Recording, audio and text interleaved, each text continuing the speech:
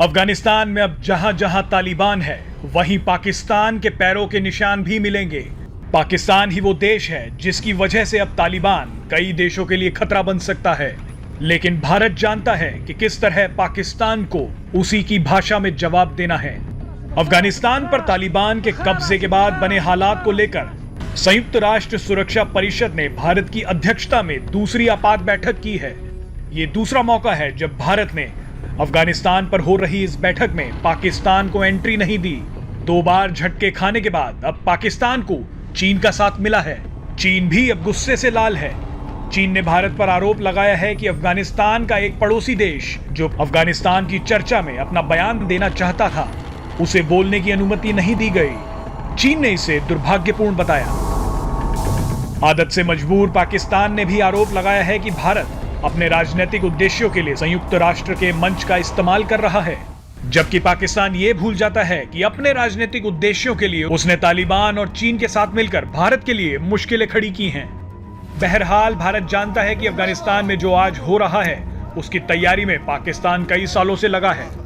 पाकिस्तान ने समय समय पर तालिबान का खुलकर समर्थन किया है और अब तो पाकिस्तान तालिबान के साथ मिलकर चीन की मेजबानी भी कर रहा है। भारत के लिए चिंता तब बढ़ जाती है जब अफगानिस्तान में तालिबान जैसा आतंकी संगठन सत्ता में बैठ चीन और पाकिस्तान के गले लग जाता है। लेकिन भारत ने एक बार फिर अपनी ताकत दिखा दी है। भारत ने संयुक्त राष्ट्र सुरक्षा परिषद में एक बार फिर पाकिस्तान को उसकी सही जगह दिखा दी है। भारत ने बता दिया है कि अफगानिस्तान जैसे गंभीर मुद्दे पर हो रही चर्चा में पाकिस्तान की कोई जगह नहीं है। आपको बता दें कि संयुक्त राष्ट्र में भारत के राजदूत टी.एस. त्रिमूर्ति ने कहा कि अफगानिस्तान के पड़ोसी और यहाँ के लोगों के दोस्त होने के नाते भारत अफगानिस्तान के मौजूदा हालात को लेकर चिंतित है। अफगानिस्तान के पुरुषों, महिलाओं और बच्चों में लगातार दहशत का माहौल है। इस बैठक में भारत ने कहा कि हमारी अंतर्राष्ट्रीय समुदाय से, खासकर इस बैठक में शामिल राष्ट्रों से अपील है कि अफगानिस्तान में हिंसा रोकने और हालात को सामान्य करने के लिए हर संभव कदम उठाए जाएं। भारत ने यह भी कहा कि अगर अफगानिस्तान की धरती का इस्तेमाल आतंकी संगठनों द्वारा किसी अन्य देश पर हमले करने के लिए नहीं किया जाता तो अफगानिस्तान के पड़ोसी देश सुरक्षित महसूस करेंगे। आइए हमारे संवाददाता सिद्धांत सिब्बल से जानते हैं कि अफगानिस्तान पर हुई दूसरी आपात बैठक के क्या मायने हैं।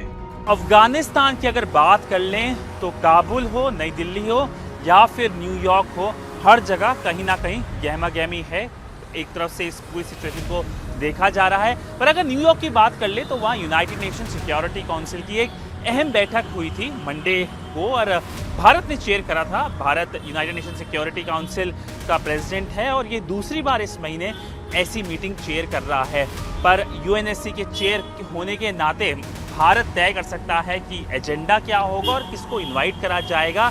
और हमने देखा कि पाकिस्तान चाहता था कि वो भी यूएनएससी के एक प्लेटफॉर्म को एक तरह से मिसयूज़ करे और बहुत कुछ कहे जो कहता आया है भारत के खिलाफ, अफगानिस्तान के खिलाफ। भारत ने इस पूरे मसले को लेकर कल जब बोला तो आतंकवाद के बारे में बोला, कहा कि कैसे अब तालिबान का जो अब निज़ाम तय हो रहा है वहाँ पे उस निज़ाम में कहीं ना कहीं आतंकियों को शह और सेफ हेवंस नहीं मिलने चाहिए। और यही बड़ा फोकस भारत का रहा। और भी जो ममालिक थे और भी जो देश थे वो भी इस पूरी बैठक में उन्होंने भी अपने जो वर्ड्स हैं, अपने जो व्यूज़ हैं अपनी कैपिटल्स के वो रखे। पर कहीं ना कहीं पाकिस्तान इससे कहीं ना कहीं बौखलाया हुआ है। जब मीटिंग कल ख़त्म हुई उसके बाद पाकिस्तान के जो ऑनवॉय हैं वो बाहर आए, मुनीर अकरम, और उन्होंने कहीं ना कहीं फिर से रैंटिंग की भारत के खिलाफ। कहा हमें बुलाया नहीं गया है, हम एक इम्पॉर्टेंट देश हैं जो अफगानिस्तान का एक तरफ से मुस्तकबिल तय कर सकते हैं। पर ये सब एक तरफ से यूएनएससी की अगर डायनामिक्स देखें तो अक्सर डिप्लोमेसी में खोया या पाया होता है। और पाकिस्तान जिस तरफ से चल रहा है, जिस तरह से उसकी एक तरफ से हरकतें हैं, आतंकियों को जैसे शह दे रहा है, उससे कहीं ना कहीं डिप्लोमेसी में भी इम्पैक्ट होता है। और कहीं ना कहीं ऐसा वक्त भी आता है कि पाकिस्तान एक तरफ से प्रॉब्लम फेस करता है डिप्लोमेसी को लेकर। न्यूयॉर्क की बात कर लें या इस पूरे खित्ते की बात कर लें। Presenting B News app available on Google Play and App Store. Download it now.